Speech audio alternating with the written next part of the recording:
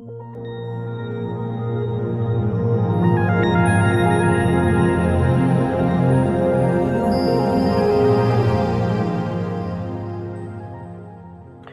nós vamos continuando o capítulo 16 do livro Beira de Vida Eterna, André Luiz, psicografia de Chico Xavier.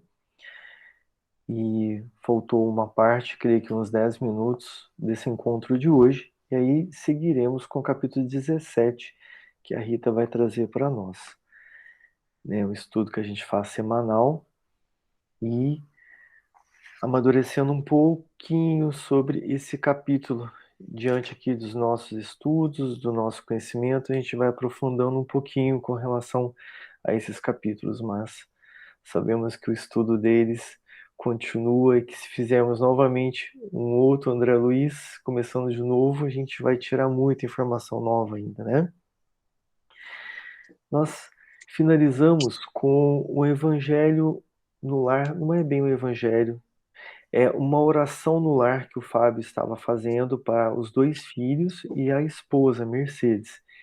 E ele não era espírita, né, lembrando, ele era cristão, e eles oravam e tinham uma noção, um senso de espiritualidade, de vida após a morte.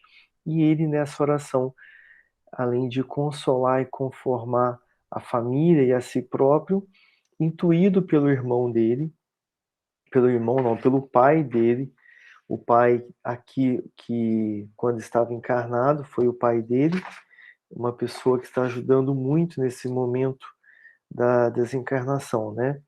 Essa intuição que ele trouxe para o Fábio foi muito importante, porque essas palavras finais ficariam marcadas por toda a vida deles, dos que ficaram, dos que ficariam, que são momentos muito importantes e muito marcantes. Então, o que se diz nesse instante fixa e é passado até para a próxima geração, né?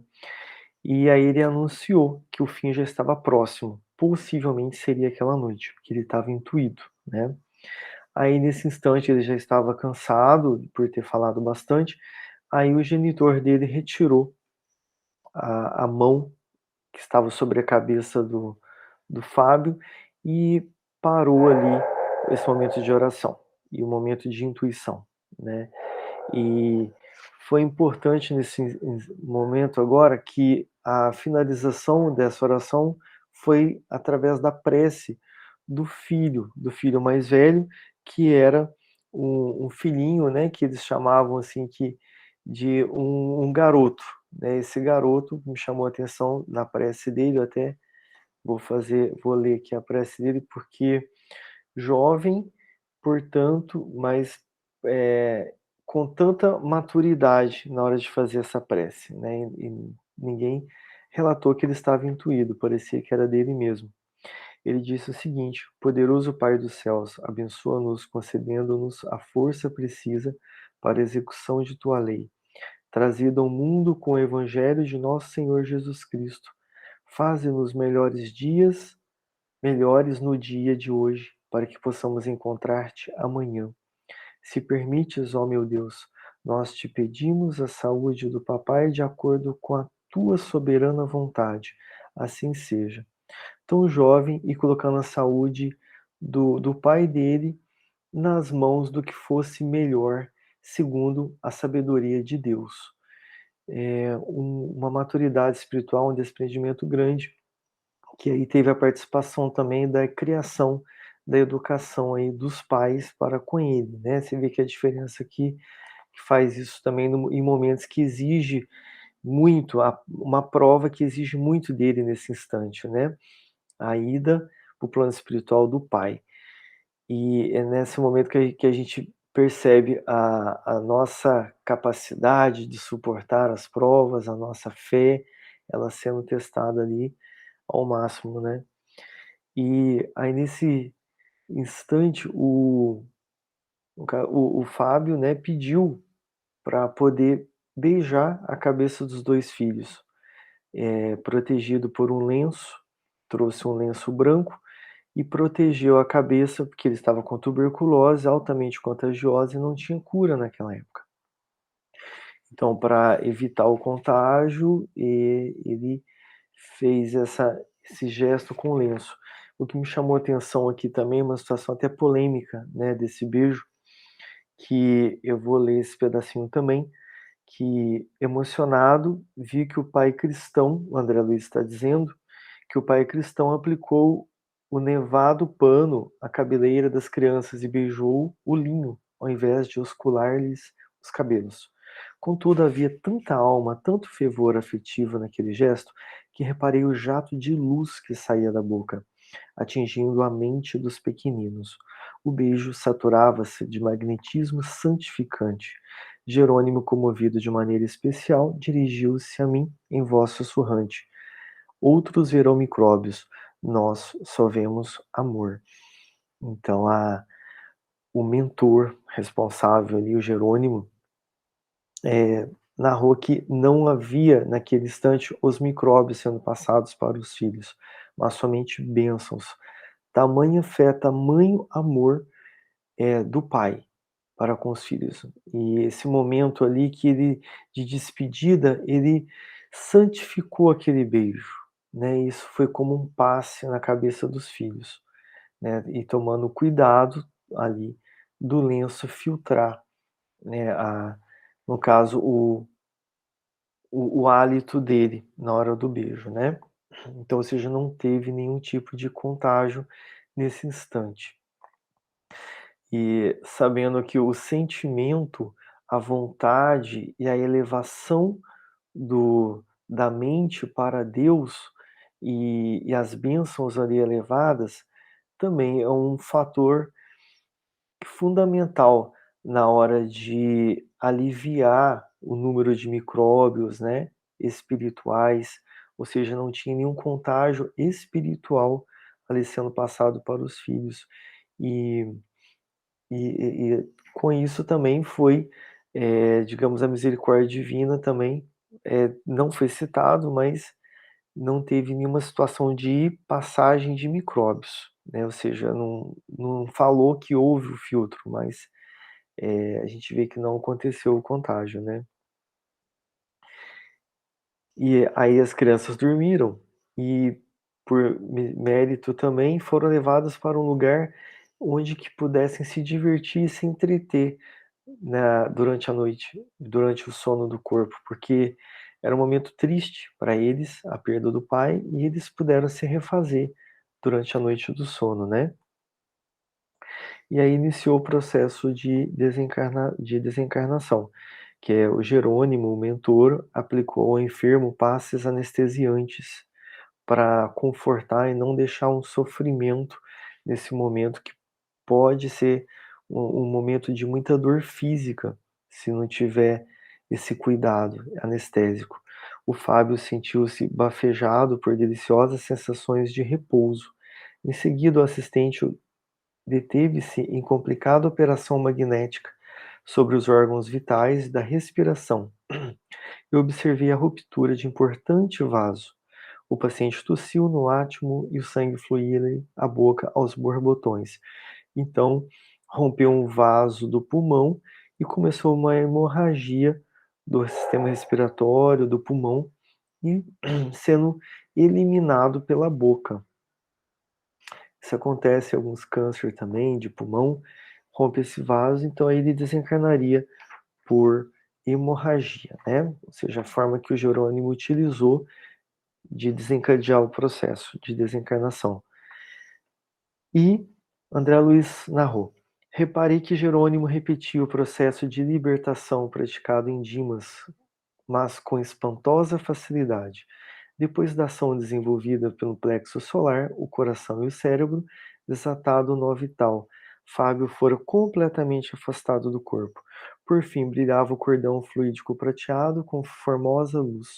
Amparado pelo genitor, o recém-liberto descansava sonolento, sem consciência exata da situação. Como foi explicado no processo do Dimas, da desencarnação, o Jerônimo, só para relembrar aqui, rapidamente, ele magnetizou o plexo solar, que é o centro de força gástrico, e ali rompeu a ligação. ou seja, foi ali a primeira atitude definitiva da desencarnação.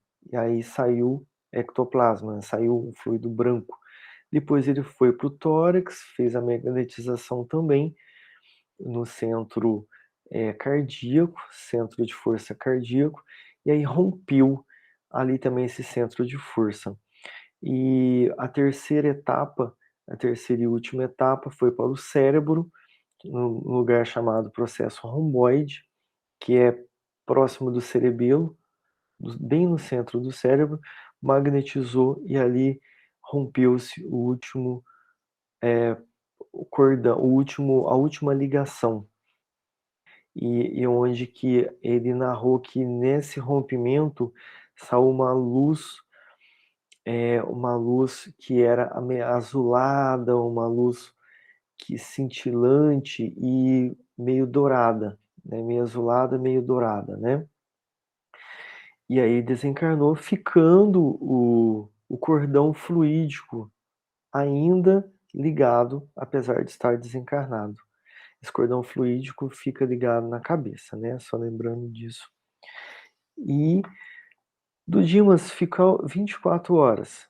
Do Fábio, esse cordão ficou 1 hora ligado. Foi bem mais fácil a desencarnação do Fábio. E esse cordão ficou digamos, muito menos tempo ligado. Foi onde o Jerônimo rompeu, por fim, esse cordão. Lembrando que algumas pessoas podem ficar com ele ligado dias e dias. Então, isso traz uma sensação muito ruim para o espírito, porque ele tem sensações do corpo, né? Ainda por essa ligação, o corpo físico, né? E onde o pai do Fábio entregou o Fábio ao Jerônimo, deu um beijo no Fábio e entregou, que ele estava adormecido, e achou melhor não estar ali presente quando o Fábio acordasse, né? Porque ele disse o seguinte: não desejo que ele me reconheça de pronto. Não seria aproveitável levá-lo agora a recordações do passado. Ia trazer um monte de lembranças, um monte de sentimentos e emoções. Ver o pai naquele instante, então ia desequilibrar ele. Então não é o momento dele estar junto, né? E onde o pai disse que ficaria ali para poder cuidar do corpo físico, no sentido de tirar qualquer energia, qualquer fluido que tivesse ali presente, resquícios de fluido vital no corpo físico, porque entidades poderiam ir lá e vampirizar, e, no caso, trazer energias ruins para aquele momento, para aquele lugar, para aquele instante, né? Você vê que existe um respeito muito grande da espiritualidade para o corpo físico, mesmo estando sem vida, mesmo estando já sem nenhuma função, ele é muito respeitado, né? Você vê que o Dimas foi levado para visitar o corpo físico após o desencarne. Levou ele tipo para despedir e agradecer o quanto aquele corpo ajudou ele, o tanto aquele corpo serviu. Então o Dimas se despediu do corpo físico e aqui teria esse cuidado de deixar ele completamente sem energia vital, sem fluido nenhum, né, para não ter essa questão do desrespeito para um corpo físico, né, da pessoa. Eu achei isso interessante. Esse capítulo também ele abre muito a mente da gente para os momentos do velório, como a gente vai lidar durante o velório, durante as visitas ao cemitério e também nos últimos dias de vida, às vezes do moribundo, né, nos hospitais, nas casas. Isso amadureceu bastante a mente da gente, a nossa visão para como a gente vai lidar e visualizar esses instantes, né? E o quanto nós podemos ajudar também através de preces, isso dando subsídios para a espiritualidade que vai estar trabalhando nesses instantes. E aqui a gente termina o capítulo. Se alguém quiser fazer comentários, pode ser também referente à semana passada, que está dentro do capítulo que a gente está estudando agora, né? Fique à vontade.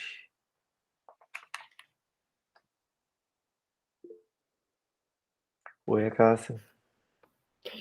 Então, é assim, é, algo bem interessante, se a gente for, assim, comparar o desencarne do Dimas com o do...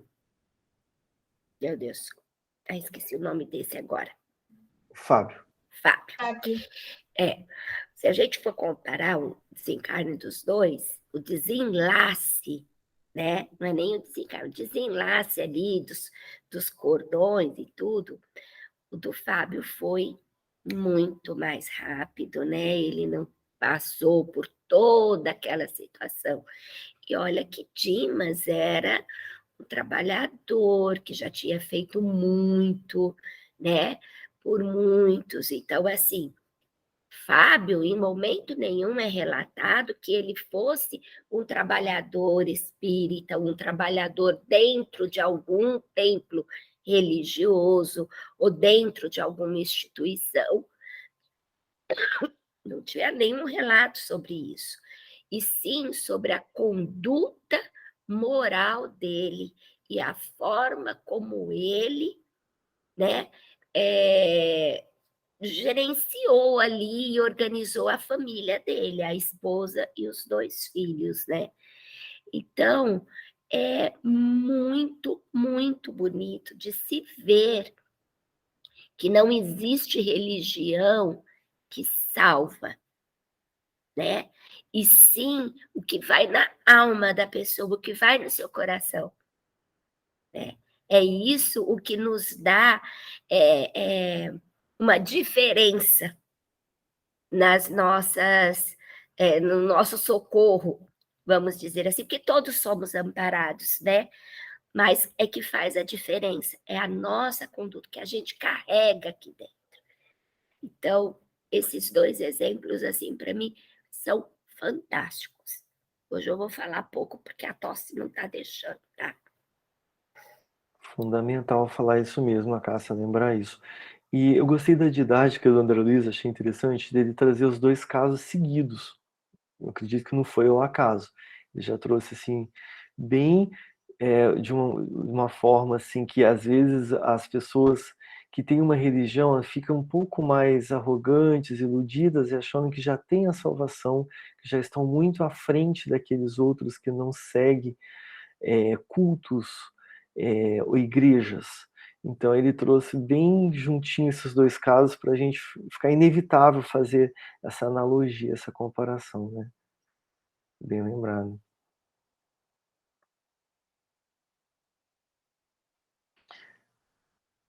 Bom, Rita, fique à vontade de trazer o seu capítulo para a gente. Capítulo 17. Isso. Então vamos lá, já que o Luiz finalizou e ninguém tem mais nenhum apontamento, a gente vai iniciar o capítulo 17, que é a rogativa singular.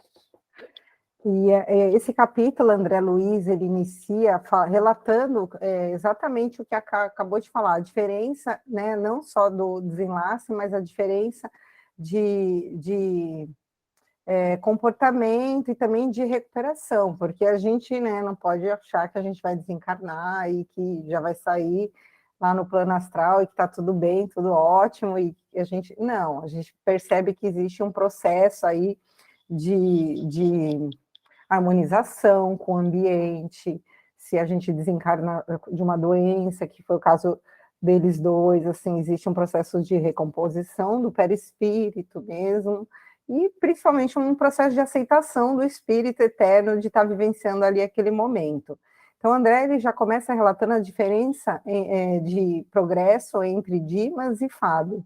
Ele falava que Fábio ele já estava adquirindo forças de uma forma mais rápida e que tudo isso estava envolvido com o padrão mental que ele tinha, o padrão vibracional, a questão íntima mesmo de preparação para o desencarne, né, tudo que ele havia preparado no campo íntimo dele e também com a família. E que Dimas ia se recuperando pouco a pouco, e que o próprio exemplo, né, de Fábio fazia com que Dimas ficasse um pouquinho mais animado com relação à sua recuperação. E nesse momento, né, enquanto eles falavam ali sobre esses dois personagens, eles já estavam de olho também em Cavalcante, que também estava ali já beirando, né, próximo desse momento aí certeiro que todos nós vamos vivenciar. E aí ele fala no texto que Dimas, com o exemplo de Fábio, né, assistindo ali o exemplo, né, da postura de Fábio, ele ia criando novo ânimo, e aí ele reagia com mais calor. Achei interessante, ele fala no texto que ele reagia com mais calor perante as exigências da família terrena e consolidava a serenidade própria, com a precisa eficiência. Então, a gente também aqui a gente tem que observar o quanto que as lamentações, lamúrias, a inconformidade da família, dos que ficam aqui no plano terrestre, pode prejudicar, né, um desencarnado e que já está num processo com dificuldades de aceitação, preocupado com a família que ele deixou. E então, assim, o quanto que o nosso pensamento pode influenciar de forma negativa alguém que já partiu. E Dimas, ele vendo o exemplo de Fábio, do quanto Fábio era desapegado, ele conseguia se livrar, se libertar um pouco, né, desconectar desse padrão mental que a família insistia em manter com ele, né, com forças próprias, sem muito auxílio ali da espiritualidade. E aí André fala o seguinte sobre Fábio. Isso aqui é a parte do texto que eu achei interessante, que eu vou ler. Não, ele fala que Fábio ele não era um gênio das alturas, não completara as suas necessidades de sabedoria e amor. Entretanto, era servo, distinto, em posição invejável pelos débitos pagos e pela venturiosa possibilidade de progredir a caminho de altos e gloriosos cumes do conhecimento. Então, aqui, para mim, pelo menos, ficou bem claro que Fábio conseguiu cumprir com a programação reencarnatória dele, né? E aí a gente acompanhou nas outras obras do André Luiz que o tanto que é difícil, que a maioria não consegue, né, completar aí toda a programação, né? Fica devendo, e aqui Fábio foi realmente feliz, por esforço próprio, conseguiu aí pagar todos os débitos de forma tranquila, porque não é só vir aqui e pagar os débitos, mas ser infeliz, né, de forma contrariado, não, vitorioso, você tem que estar feliz com o que você está fazendo durante a sua jornada aqui terrestre.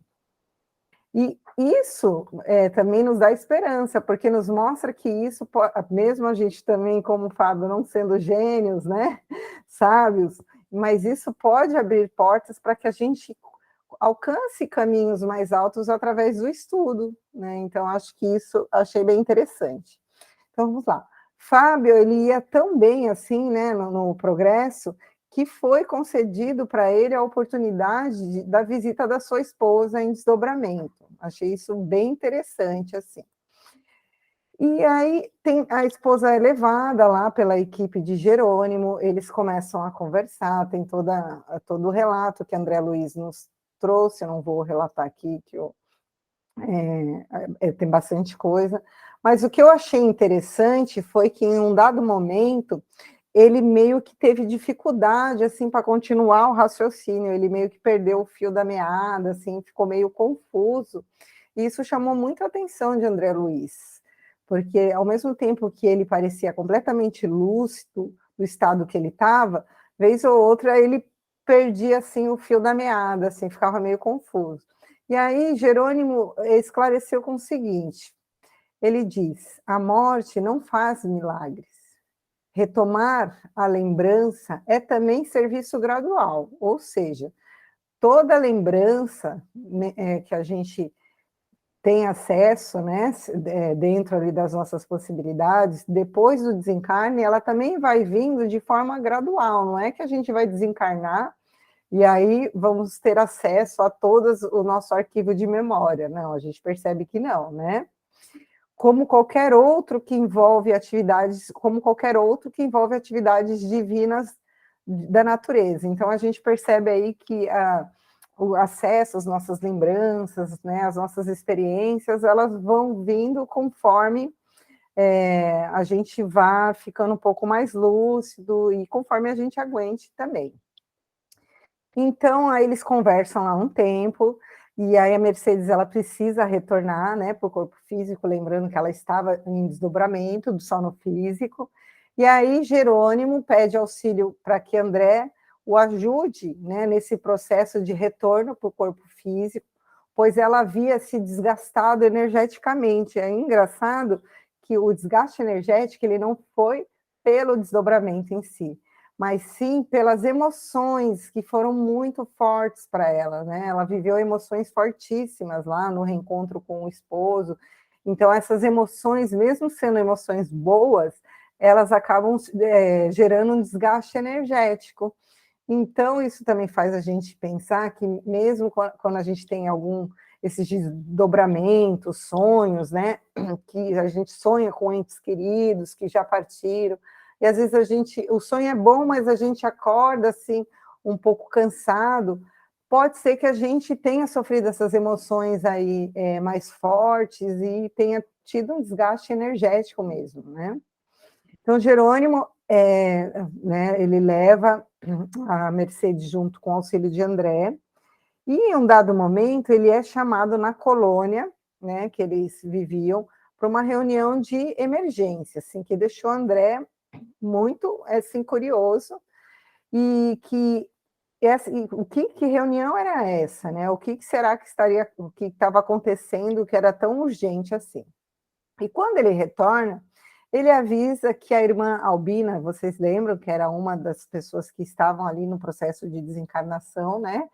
Havia ganhado um tempo extra, né? Para ficar aqui na Terra por mais tempo, assim. E, então, portanto, o trabalho ali da equipe, né, de André Luiz, de Jerônimo, teria que mudar, não seria mais um trabalho de auxílio para o desencarne dela, para o desprendimento do corpo físico, mas que eles deveriam trabalhar agora para que ela se recomposse, né, tivesse um auxílio magnético para que ela pudesse ter mais tempo e também um tempo com qualidade no corpo de carne, né?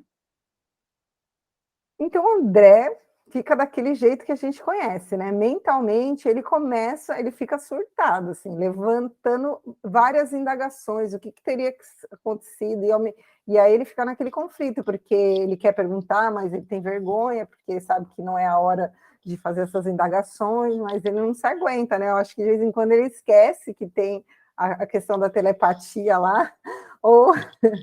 Então, Jerônimo percebe essa inquietação, né? E que ele está, e fala que a medida não deve provocar admiração. Jerônimo também, ao invés de logo falar, explicar o que está acontecendo, né, ele sempre faz um rodeio, assim, né, para deixar o Xandré mais doido, mas que ele não deve ficar admirado, né, que ninguém senão Deus detém poderes absolutos.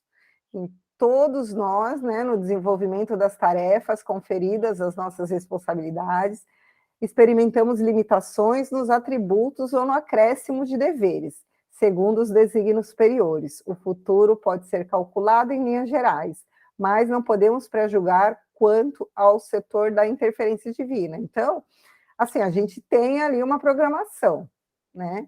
Mas a gente não pode falar que que existe um determinismo, porque existem realmente as interferências divinas que a gente percebeu aqui nesse capítulo. O Pai efetua a organização universal com independência ilimitada no campo da sabedoria infalível. Então, Deus, gente, ele, né, ele que é a última voz. Nós cooperamos com relativa liberdade na obra do mundo, sujeitos à necessária e esclarecedora interdependência, em virtude da imperfeição das nossas individualidades. Deus sabe enquanto nós nem sequer imaginamos saber. Eu achei isso Muito legal, porque às vezes a gente tem uma falsa ideia, né, de que os mentores, que esses espíritos que já alcançaram ali uma sabedoria mais alta, né, que já são mais esclarecidos, que eles têm uma liberdade ou outra, eles têm uma liberdade, sim, maior do que a nossa, sim, mas é uma liberdade também relativa, como a nossa, né? Porque eles ainda são espíritos imperfeitos, né? Não atingiram ainda a perfeição. Estão nesse processo, às vezes mais adiantado do que nós, mas estão no processo ainda como nós, e que realmente só Deus é que sabe de tudo, né? E os demais, quem está abaixo dele, não imagina o todo, né? A gente imagina, na verdade, mas a gente não sabe sobre o todo. E aí ele continua falando, não existe, portanto, novidade propriamente dita. Aliás, é justo considerar que a desencarnação de Albina não é suscetível de ser adiada por muito tempo. O organismo que a serve está gasto e a nova resolução destina-se apenas a remediar difícil situação, de modo, até grifei, de trazer benefícios para muita gente. Então, a gente percebe ali que, realmente, o seu corpo físico já não tinha muita condição de permanecer muito tempo aqui na Terra. E que, realmente, esse acréscimo que ela recebia era para beneficiar muita gente, era para um propósito muito maior. Né? A prece, como ele fala, em qualquer ocasião, melhora, corrige, eleva e santifica. Mas somente quando estabelece modificação de roteiro igual a de hoje, é que paira acima das circunstâncias comuns, o interesse coletivo. Ainda assim, a medida prevalecerá por tempo reduzido, isto é, apenas enquanto perdurar a causa que motiva. E eu achei isso interessante também, porque, como ele bem diz, né, a prece, ela melhora, ela corrige, ela eleva, mas esse poder de intercessão, que a gente já estudou em algum capítulo, acho que é do outro livro, né, do Mensageiros, ele é atendido quando há um interesse coletivo muito grande, né, e realmente ele perdura o tempo que o motivo, ali até que o motivo seja resolvido. Então, eles chegam lá à casa de Albina, e aí, quando a Albina estava lá no seu leito, e tinha um grupo de jovens fazendo o evangelho ali, achei interessante. E isso ajudou muito no processo de magnetização, né? Toda a equipe espiritual ali, comandada por Jerônimo, conseguiu trabalhar ativamente ali nos campos energéticos da Albina, porque toda essa atmosfera de prece que o ambiente familiar se encontrava auxiliou bastante. Aí é óbvio que André questionou se as súplicas, cara, André é muito engraçado, as súplicas para retardar o desencarne de Albina vinha do grupo de jovens, e Jerônimo esclareceu que não, né, que ela ela realmente tinha ali uma missão, ela fez um trabalho de evangelização daquele grupo de jovens, mas que o trabalho dela já havia sido findado ali com aquele grupo. Então, Jerônimo esclarece e perguntou se... E aí ele não parou por aí, né? Porque aí entraram as filhas, e aí ele perguntou se as súplicas vinham das filhas, e então aí Jerônimo também falou que não, e falou, calma, calma, que daqui a pouco você vai entender o que está acontecendo. Aí uma das filhas mencionou o nome de um garoto, Joãozinho, e aí Jerônimo falou, já já você vai entender o que está acontecendo. Então foi, finalmente, né, que nós descobrimos que foi o neto Joãozinho, que através das súplicas dele, que alcançou, Jerônimo fala que a oração dele, o pedido dele alcançou a colônia espiritual, né, que eles se encontravam, e que modificou totalmente o roteiro, né, do que já estava planejado para Albina. André Luiz fica pasmo, né, assim como eu também quando li o capítulo. E ele fala, como assim que uma criança, né, pode ter esse poder de tão forte? E aí Então, Jerônimo esclarece. Jerônimo fala que Joãozinho é grande e abnegado servo de Jesus, reencarnado em missão, gente, no Evangelho. Tem largos créditos na retaguarda, ligado à família de Albina. Há alguns séculos, torna ao seio de criaturas muito amadas a caminho do serviço apostólico do porvir. E então Jerônimo começa a falar, né, de outro integrante, e aí, assim, aquilo deixa André, assim, Luiz, completamente abismado, né? Nossa, então uma criança, através da súplica dessa criança, e que é uma criança que veio, né, reencarnou da Terra, com uma missão apostólica, com um intuito, né, e reencarnou nessa família com alguma missão, e o que mais está aí por vir, né? E aí, então, o Jerônimo, ele começa a falar de uma outra integrante, né, que a gente primeiro André Luiz olha, e Jerônimo pede para que ele olhe para a filha, que eu esqueci o nome, é Heloísa, o nome da moça? A filha, enfim. Lloyd, estou com a Heloísa na cabeça. Para que André preste atenção em Lloyd, para ver que se André notava ali alguma coisa de diferente em Lloyd. E aí André realmente começa a ver que Lloyd estava grávida, né? Que tinha uma coisinha ali, um ser humano ali já né, nesse processo de reencarnação. E aí ele começa a Jerônimo explicar para André Luiz que a prece de João era importante porque ela se reveste, né, se revestia de profunda significação para o futuro. E aí ele explica, a menina em processo reencarnacionista, ela é abençoada, companheira de muitos séculos. Então, assim, são espíritos afins, que são companheiros de séculos, né, de missão, estão juntos, e ambos possuem admirável passado a serviço da crosta planetária, e escolheram nova tarefa, prestem atenção, eles que escolheram, tá? Nova tarefa com plena consciência do dever a cumprir. Foram associados de Albina em várias missões. Então, eles tinham uma ligação com a Albina também em várias missões, né, no passado, e muito cedo ser-lhe-ão continuadores na obra de educação evangélica. Não são espíritos purificados, redimidos, mas trabalhadores valiosos, com suficiente crédito moral para a obtenção de oportunidades mais altas. Apesar da condição infantil, o servo reencarnado, pelas ricas percepções que a caracterizam, fora da esfera física, recebeu conhecimento da morte próxima da nossa venerável irmã.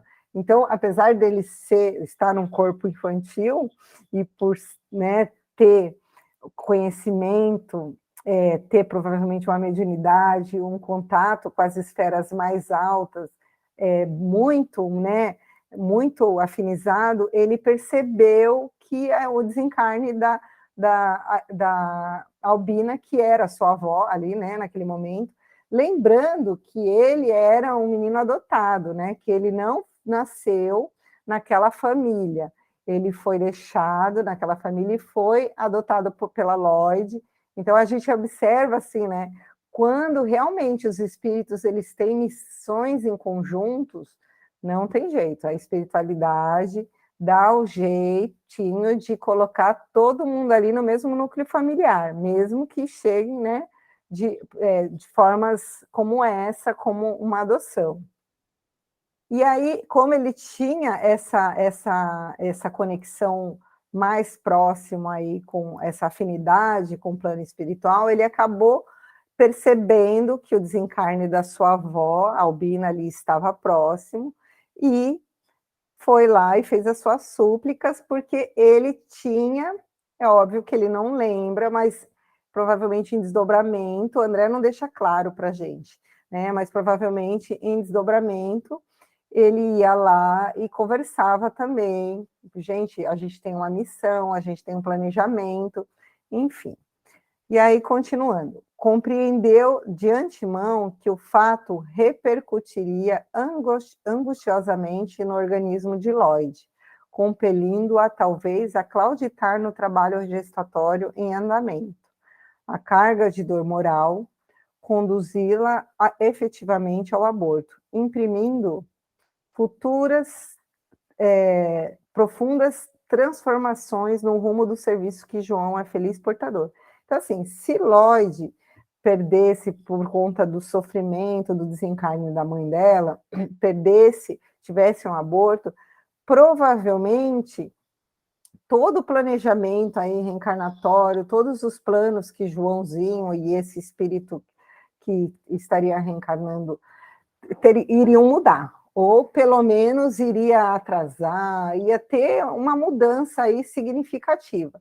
Então, a gente observa nessas informações o quanto que isso é importante, porque mesmo tendo planejamento, igual o exemplo desses dois espíritos, que são espíritos merecedores, que junto ali, né, com esses irmãos que trabalham nesse planejamento reencarnatório, fizeram aí toda a programação, mesmo assim podem haver intercorrências que faça com que mude a programação, né, de alguma forma. Claro que no caso de João, como ele era, né, ele tinha muito merecimento por mérito próprio, por mérito de trabalho, ele pôde causar essa interferência aí, até porque a interferência era para um propósito maior. Provavelmente a missão deles era uma missão assim que ia beneficiar, como o próprio André Luiz falou, muita gente, né, de forma coletiva. Mas a gente observa que algumas programações, elas podem ser alteradas devido a alguns acontecimentos que não estavam ali, né, na programação. E o quanto que a espiritualidade também trabalha para poder assegurar que alguns projetos eles possam seguir sem ter grandes intercorrências. Então, ele continua falando, socorreu-se, então, de todos os valores intercessórios. Então, ele usou todas as moedas que ele tinha ali na sua poupança, nos instantes em que sua alma lúcida pode operar na ausência da instrumentalidade grosseira que triunfou com as súplicas insistentes. Então, realmente é isso. Durante o desdobramento do corpo físico, do sono, né, ele ia lá e conversava com quem tinha que conversar, suplicava para que isso não tivesse um prazo até que, né, esse organismo tivesse um pouquinho mais fortalecido, até que essa gestação tivesse um pouquinho mais avançada, para que a dor do desencarne da Albina, que era a mãe de Lloyd, não provocasse um sofrimento intenso para ela, e que esse sofrimento não acarretaria na mudança, né, brusca de programação dessa missão aí que esses espíritos tinham. Então, como a gente viu aqui no capítulo, através dessas súplicas e o poder da oração, eu achei isso incrível, o quanto a gente não, né? Eu vou falar por mim, porque eu não posso ficar falando por todo mundo. Mas parece que, de vez em quando, a gente esquece o poder que tem a oração. Às vezes a gente banaliza tanto, assim, ou às vezes a gente está tão no automático, não banalizar, mas a gente está nessa correria do dia a dia e levando uma vida tão no automático, fazendo nossa oração de manhã, antes de dormir, que a gente esquece da capacidade que uma oração feita de coração com sentimento tem.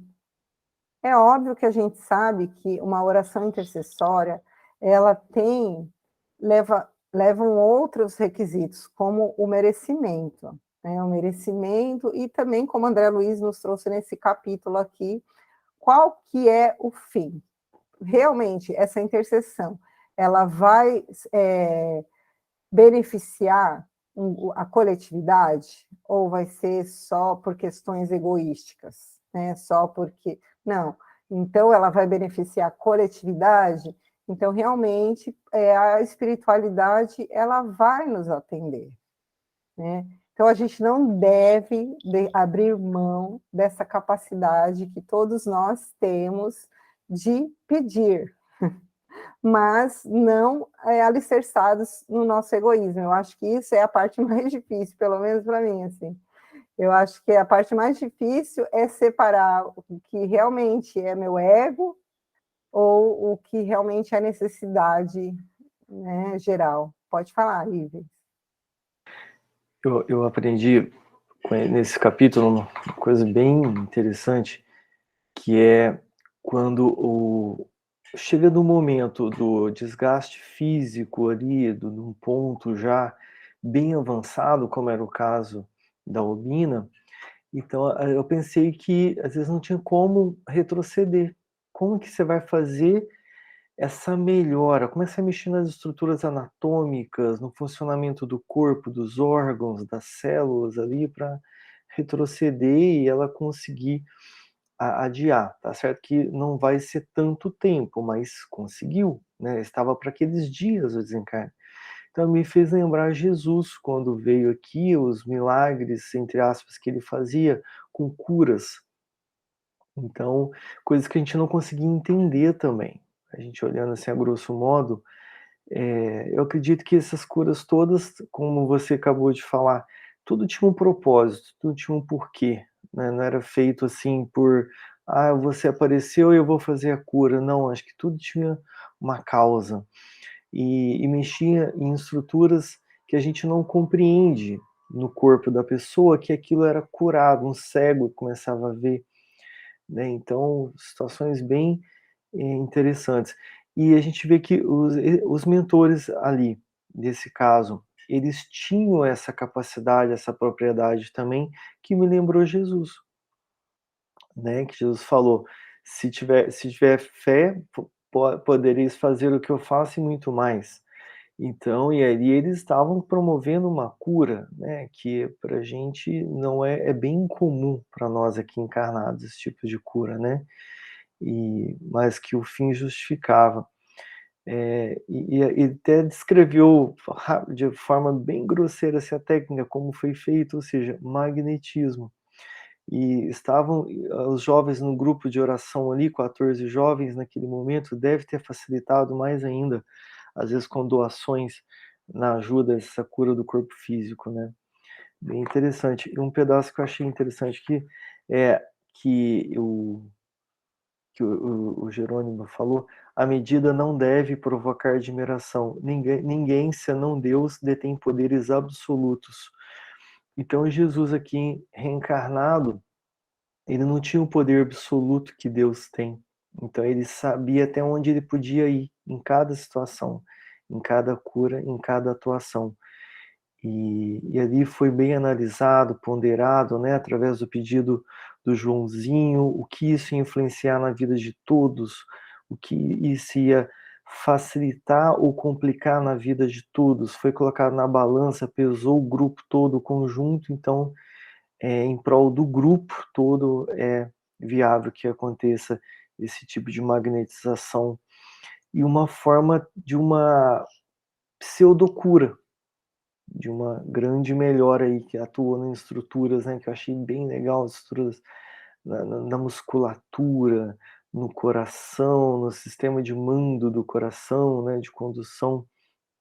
Então, digamos assim, o Jerônimo não é um ser tão lá na frente, tão evoluído, ele tem os trabalhos dele aqui na crosta, né? Então, digamos, o grau de pureza dele ainda não é compatível dele sair dos trabalhos da crosta, né? E ele fez isso brilhantemente e divinamente, ou seja, não se exige uma pureza do espírito para fazer esse tipo de trabalho de magnetismo, né? Exatamente, Ivens, muito bem colocado. Com certeza aquele grupo de jovens auxiliou na doação de magnetismo animal, né? Que eles necessitavam justamente para recompor as energias ali física da Albina.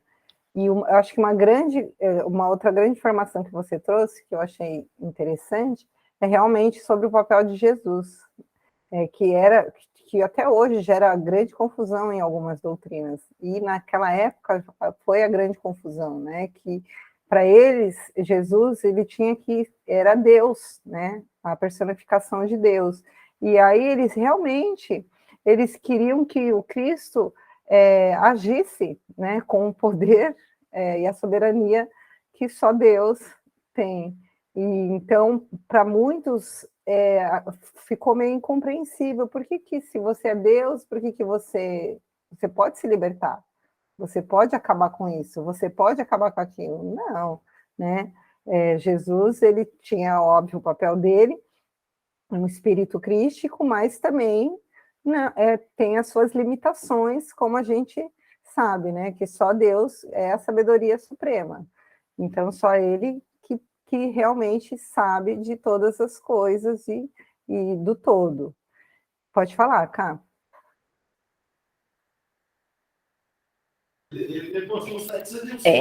A respeito do que falou, né, do aprendizado, assim, desse capítulo, além de tudo isso que vocês falaram,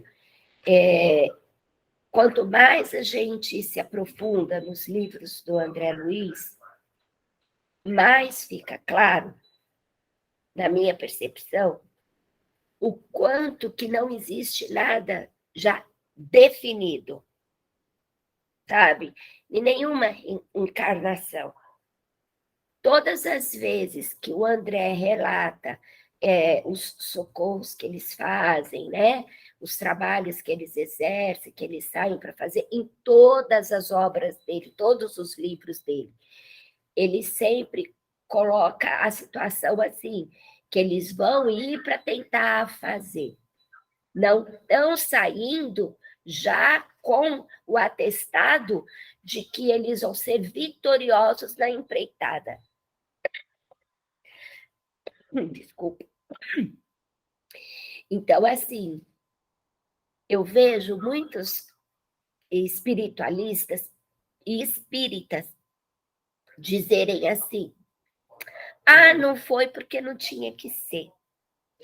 Ah, porque não estava nos planos. Ah, porque não estava no programa reencarnatório. E com isso vai se esquivando de um monte de compromissos, deixando de realizar uma porção de coisas, né? Porque tem sempre essa desculpa. Ah, não era para ser. Mas quem disse que não era para ser? Se nem as equipes de socorro, que são amparados por outras equipes, né, maiores que eles ainda, não têm essa certeza de eficácia do que vão fazer, que dirá nós que estamos aqui. Então, fica sempre cada vez mais claro para mim o quanto é importante a gente se empenhar em realizar o melhor que a gente alcançar. Sabe? Para ter assim, uma consciência mais tranquila de que a gente realmente tentou. E se não foi, aí sim, porque não era para ser. Mas que nós fizemos o melhor que a gente alcançou. É isso. Exatamente. Oi, Ivens, pode falar. Ainda bem que não tem o determinismo. Ainda bem que as coisas são assim abertas, ou seja, todo dia temos novas oportunidades, podemos fazer a diferença na nossa vida e na vida dos outros. Então, as páginas estando em branco quando a gente acorda, faz com que a gente tenha a capacidade de alterar aí muita coisa errada da nossa vida, né? Então, nunca é tarde, não existe idade que já tenha passado para a gente rever nossas questões íntimas, porque o íntimo não exige esforço físico, né? O íntimo exige somente uma reflexão, somente a pensamento. é a centelha divina agindo.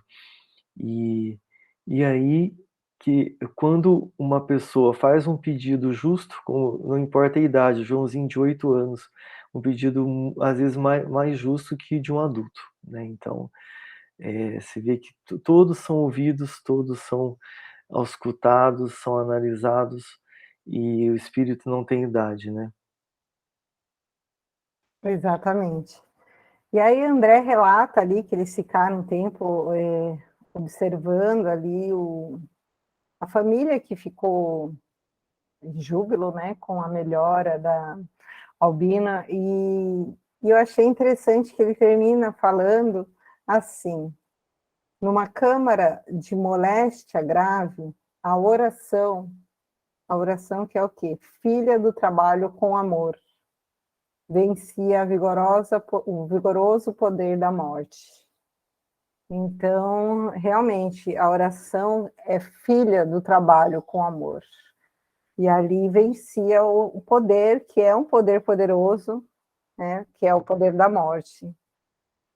Então, que a gente não se esqueça do poder da oração e de trabalharmos mesmo, que a gente tem aprendido bastante nesse livro, com esses exemplos. Agora o capítulo 18 é bem legal, que eu já li. Com esses exemplos, o que realmente interessa é o trabalho íntimo que a gente faz, né, que a gente deve fazer. É óbvio, a gente está ligado a uma doutrina, mas o que vai dar para a gente aí o que vai alicerçar aí a nossa jornada é o que a gente carrega no coração. Essa é a parte mais importante. É isso, gente, 19h30 no meu, aqui é 19h29, não sei qual relógio que está certo. Se ninguém quiser colocar mais nada, a gente pode finalizar com a prece. Alguém tem mais alguma observação?